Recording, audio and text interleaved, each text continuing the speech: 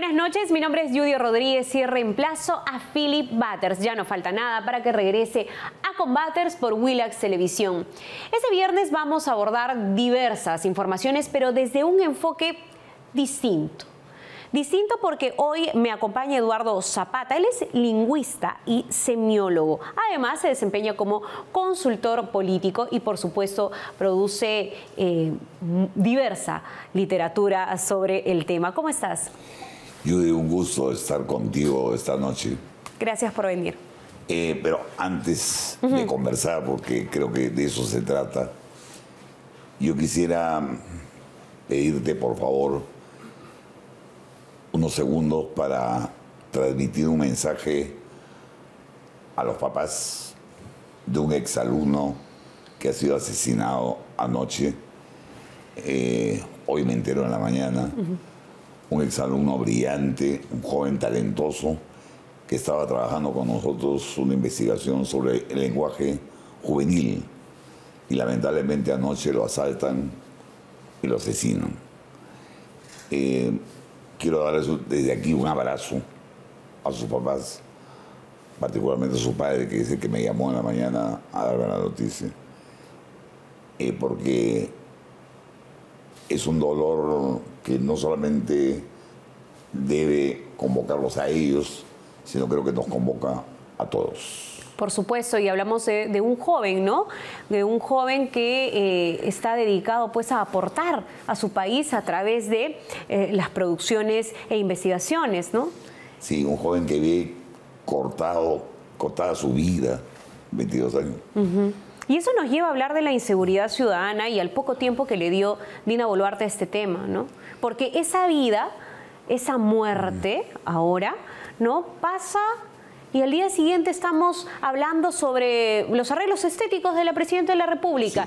Sí. Y la vida vale tan poco en nuestro país, aparentemente, ¿no? Sí, nos preocupamos de las pulseras, que por supuesto merecen... Claro. Pero es responsabilidad de la Presidenta de la República que eso no sea un tema de agenda. Claro. Porque vaya, si fue un regalo de un gobernador, evidentemente va a haber una investigación. Sí, sí. Mira, 10 peruanos mueren en promedio diariamente en accidentes de tránsito. No es noticia. Bueno, esta mañana murieron 4, ¿no? Claro, esta mañana han muerto 4. No, entonces, pero no es noticia.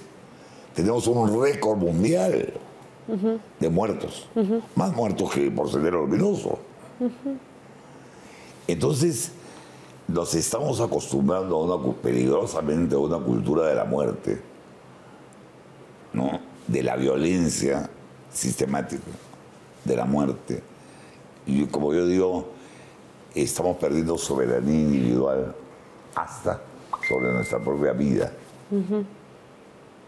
Y eso es responsabilidad de Estado. La responsabilidad del Estado, ¿hasta dónde llega al momento de, por ejemplo, tener a nuestra Presidente de la República hablando 5 horas, ¿no?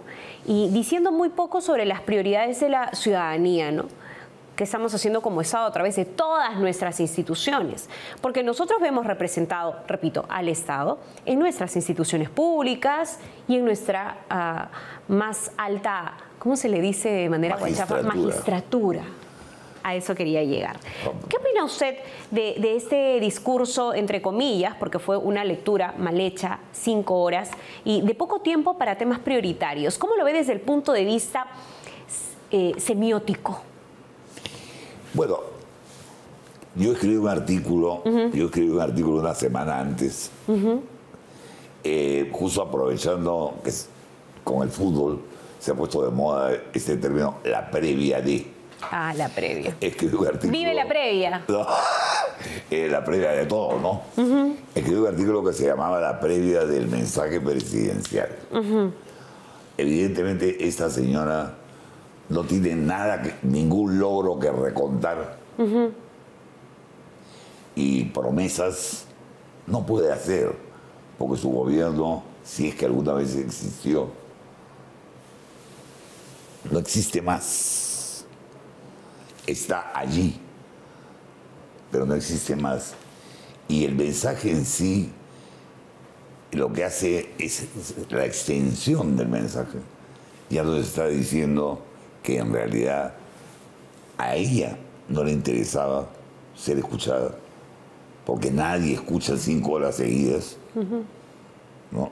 Y bueno, obviamente le estaba diciendo a la población también, no me interesa que me escuches, porque nadie es tan tonto para suponer que a uno lo van a escuchar 5 horas. 5 horas. Entonces, a mí me parece la primera calificación que me merece ese supuesto mensaje presidencial es un irrespeto al ciudadano, a la persona, al ser humano, que esperaban, creo algunos, algo de norte. Algo de norte. Y no hubo nada. Y particularmente en el tema de seguridad, como si no existiese el tema. Como si no existiese el tema. Ella, ¿cómo ves a Dina Boluarte? Siendo ella, desde el cabello, los arreglos estéticos que evidentemente se ha hecho, su vestido, ¿no? Muchos la critican, no fue el look correcto, no estuvo bien vestida, pero veamos más allá de una mala elección de color o de vestido. ¿Qué hay en el porte de la Presidenta de la República? Yo creo que si pensamos, por ejemplo, en la Dina Boluarte agitadora durante los consejos descentralizados que organizaba el señor Castillo, no olvidemos aquello, no olvidemos que Dina es la segunda etapa del gobierno de Perú Libre. Entonces, ella era una persona en esos consejos descentralizados, la agitadora. Hoy día es la sonriente Dina, que sin embargo pierde los papeles y acude casi a un lenguaje de callejón cuando le responde a la turba, al pueblo. Tenemos esas imágenes de la parada militar, ¿no? También, sería bueno también recordar las imágenes de Dina cuando era ministra, ¿no? Claro, que decir, Dios santo, le responde a su hermano, porque ella nos dice hermanos y hermanas, ¿no? Hermanos y hermanas e hijos. Sigue insistiendo en eso, pero bueno, pese a que ella misma parece que no sabe que gobierna, porque su propio gobierno ha eliminado el lenguaje inclusivo. Sin embargo, ella sigue utilizando. Es la que más se esmera en marcarlo. Pero bueno, a su hermano que le dijo corrupta, le contestó como lenguaje, con perdón de los amigos, que tengo amigos que viven en solares, callejones, tu mamá, ¿no? Es un nivel deplorable para quien ejerce la primera magistratura de la nación, para usar la palabra. No, y también cuando no identifica lo que significa EP y le dice EP, establecimientos penitenciarios, ministro de Justicia. En ese tono, ¿no? Casi jalándole las orejas. Sí, ella en realidad en esta segunda etapa de gobierno de Perú Libre y en esta segunda fase de personalidad, ya no es la agitadora, pero sigue siendo una suerte de guachimana, en realidad yo diría para usar su ideología, el lenguaje de su ideología, una comisaria que revisa a sus ministros y les llama la atención en ese sentido, ¿no? Esa manera de llamarle la atención, de echarle la culpa además al señor ministro Eduardo Arana, por algo que ella debía saber de más. de más. Recordemos que también le llamó la atención a su ministro de Economía, al señor José Arista, También. ¿no? Cuando evidentemente en un mal cálculo político él asume y reconoce que son débiles frente al Congreso y le llama la atención. Justamente ahí está, ¿no?, en pantallas cuando ella está pues saludando a la población y en medio de ese tumulto le dicen, ¿no? A la población, ahí no había ninguna población. No, estaba saludando a la nada. No, estaba saludando a sus 10 anillos de seguridad. Claro, bueno. Ajá. Bien hecha la aclaración. Eso es, ¿no? Y ahí le dicen corrupta y claramente ella dice tu mamá. Y lo dice en 2 ocasiones, claramente, ¿no? Debe ser la inteligencia artificial seguramente. Sí. ¿Qué salía de los ministros de Estado también? Ella llama la atención a su ministro Arana, llama la atención al ministro Arista y no le llama la atención al ministro Quero ni a la ministra Hernández cuando ambos, ¿no?, tratan de desmerecer una información y una denuncia tan grave como la violación, el contagio de SIDA a niños. Sí, en realidad, en los temas que son realmente preocupantes para todos, ella parece que eludir los problemas y más bien marcar lo que ella considera que es ocasión de mostrar una cierta superioridad. Me imagino que se sentirá superior al ministro de Justicia. A mí me apenan los ministros, dicho sea de paso. Me apenan. Conozco muchos de ellos, algunos de ellos.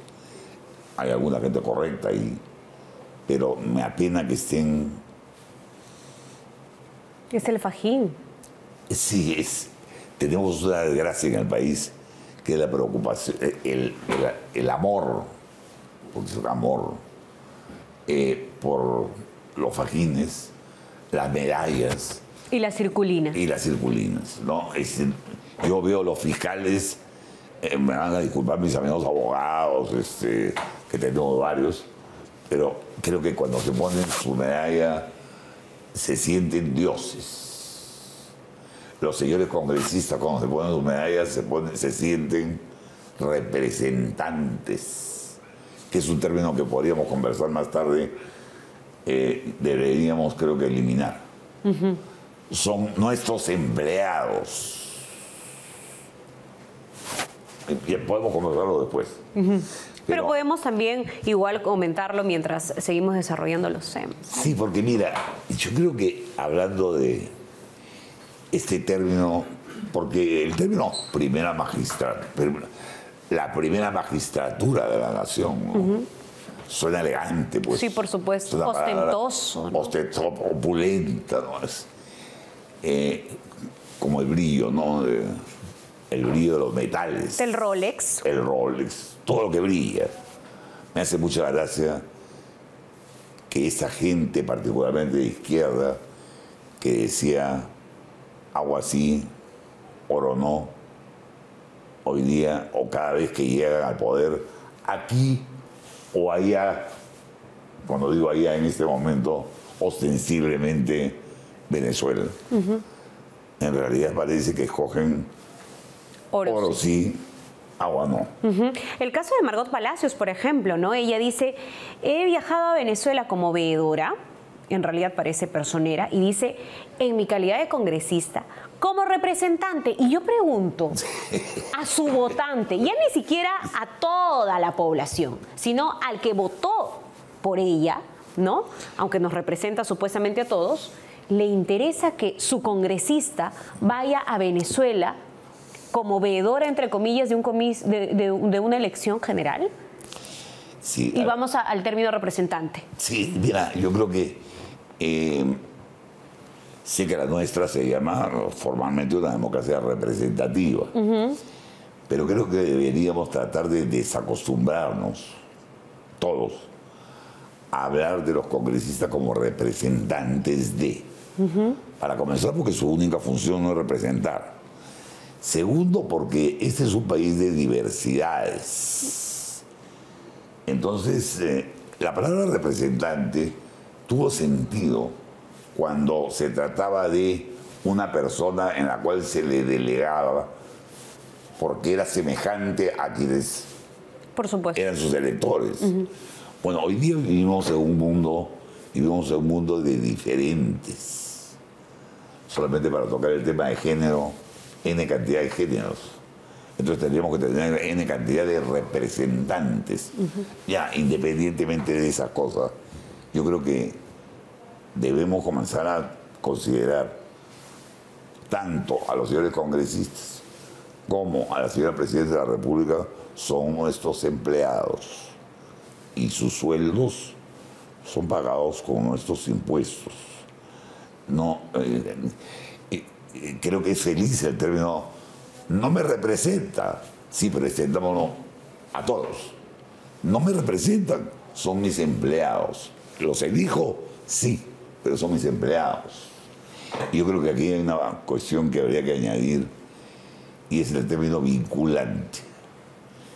La democracia no consiste solamente, y eso creo que es claro en la comunicación política nueva, la democracia no consiste solamente en votar o elegir, sino creo que hay que añadirle la palabra vinculante. Es decir, debemos acabar con la promesa vacua, a la nada, y votar por quien representa aquello que se va a hacer, la obra concreta, el servicio concreto, con fecha, con montos. Y si no sirves, te vas. Se renuevan.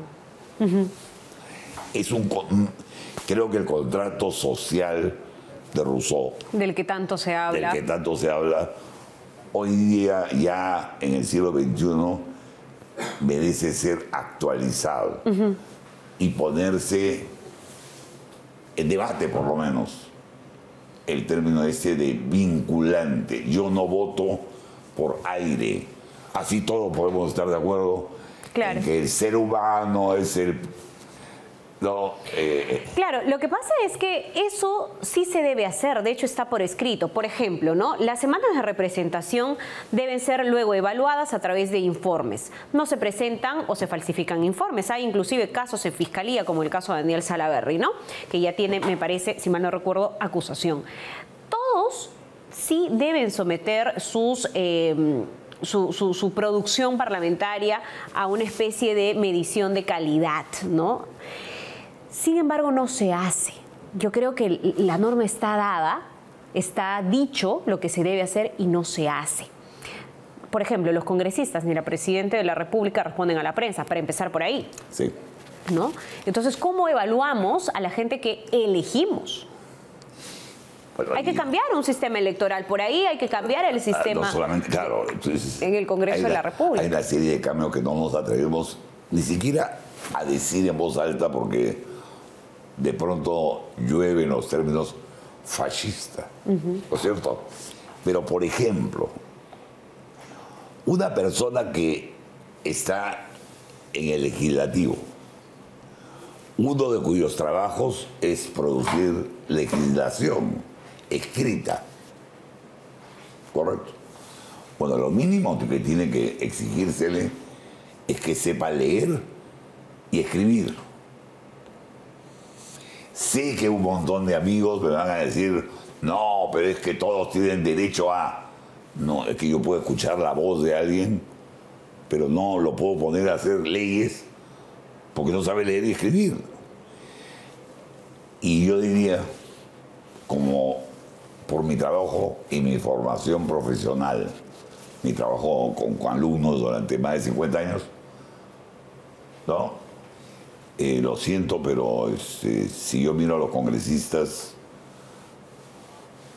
fácilmente el 60 o 70% no saben leer. Saber si alguien sabe leer o no, se nota. Tú lo dijiste hace un instante, cuando alguien trata de leer un papel. Se nota cuando alguien simplemente habla.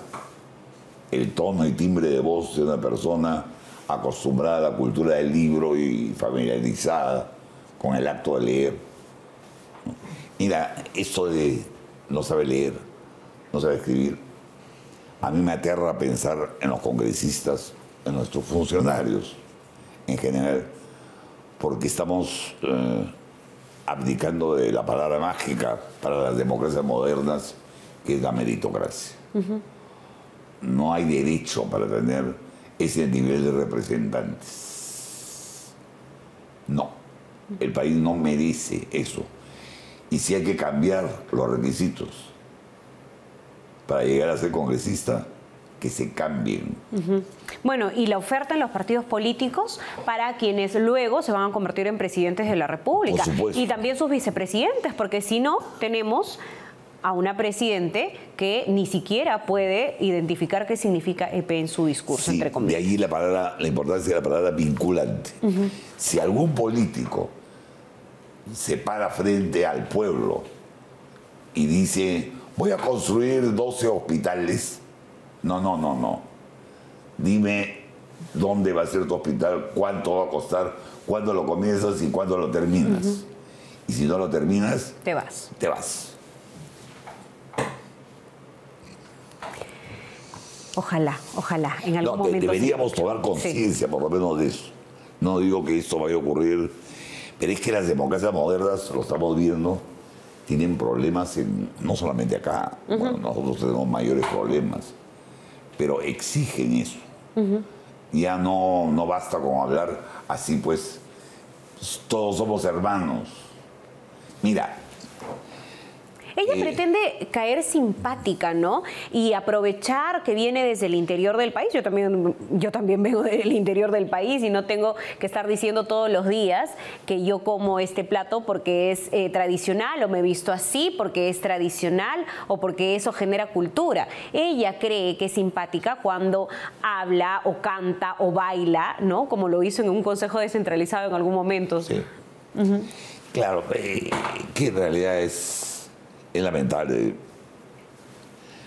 A mí en particular no me gustan mucho los psicólogos, menos los psicoanalistas, que psicoanalizan a la distancia y por correspondencia, como digo yo. Y diagnostican por una imagen en pantalla. Sí, no me gusta, la verdad. Pero en este caso yo creo que ahí hay un problema de un trauma personal que tiene la señora, que se manifiesta en su conducta a lo largo del tiempo. No, presidenta, tesorera de acá, presidenta del Club Apurímac, guárdame el puesto mientras yo me presento a este otro. Bueno, y ahora préstame, regálame o lo que sea, para pensar bien. No, tal objeto. No, es una conducta, hay un trauma de... Vamos a recordar algunas etapas de Dina Boluarte, justamente que estás relatando en este momento. ¿Es posible conocer el perfil psicológico de la presidenta Dina Boluarte? Vamos a revisar un poco de sus momentos, ¿no?, más histriónicos, en los cuales quiere sentirse simpática pues con la gente. Recuerdo esa entrevista en China, ¿no?, hablando del chifa. Sí. Vamos a recordar a Dina Boluarte. Dios mío, no deja mucho que desear, y no solamente porque sea presidenta. Creo que cualquier ser humano que responda de esa manera no es correcto, ¿no? O sea, yo creo que tiene que ver mucho la tolerancia, ¿no?, respecto a lo que la gente pueda opinar de uno mismo. Mucho se ha hablado de las últimas acciones de la presidenta Dina Boluarte, y no solo por responder de forma grosera a un ciudadano peruano durante el desfile militar, sino también por su comportamiento antes y después de ser presidenta del Perú. También hay un tema muy delicado de comunicación. O sea, hemos visto que muchos de los argumentos que ella da, ni siquiera argumentos, mucho del mensaje verbal que ella da es leyendo un papel. ¿no? Entonces, eso denota poca naturalidad. Y es que tal vez una de las cosas que más nos preguntamos los peruanos va en relación a la personalidad y el comportamiento de la mandataria durante los últimos años. Por eso y más, esta noche analizaremos el perfil comunicacional y psicológico de la presidenta del Perú. Soy la mamá de todo el Perú y juntos avanzaremos para poder conseguir los sueños y la esperanza de nuestras hermanas y de nuestros hermanos. Una de las recientes críticas que ha recibido Boluarte fue por el aburrido mensaje a la nación que brindó el último 28 de julio, donde tuvo como invitado estelar a su hermano Nicanor Boluarte, investigado por corrupción. Nos preguntamos, ¿se puede considerar esto como una provocación hacia el Congreso de la República? Sí, pero más que retador, como una forma de decir o de querer invalidar todo lo que están diciendo acerca de su hermano, ¿no? O sea, yo lo muestro, está aquí, no pasa nada, porque supuestamente no tengo nada que ocultar, ¿no? Como muchas personas a veces utilizan esa frase de miedo hasta el final, ¿no? Mientras no salga nada, porque yo tengo la libertad de hacer, aparte que tiene algo importante que es poder. Pero hay más. Boluarte también ha mostrado una actitud retadora y confrontacional con la prensa. Además, la hemos visto decir un cúmulo de mentiras respecto al caso Rolex, una investigación que podría llevarla tras las rejas. Lo que pasa es que la mentira suele ser utilizada muchas veces por las personas para poder evadir una responsabilidad. La persona que suele utilizar la mentira pocas veces o casi nunca dice yo, ¿no? Sí, yo me equivoqué, yo me hago responsable de esto, no tomé una buena decisión, yo. No, mayormente son ellos, ¿no? El resto es quien es el responsable, yo no. Entonces la mentira de alguna u otra manera me libera de cualquier responsabilidad. Y por si fuera poco, también le hemos visto a Boluarte en más de una ocasión guardar silencio sobre los arreglitos que se habría hecho en el rostro.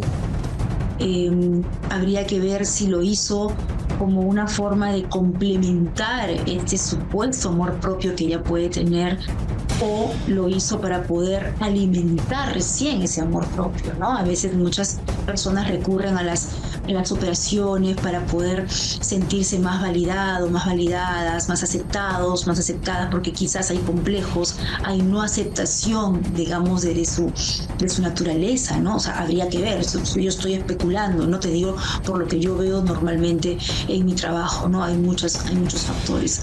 Este es el perfil comunicacional y psicológico de Dina Boluarte, una presidenta que más parece mostrar una careta para algunos y otra cara para otros.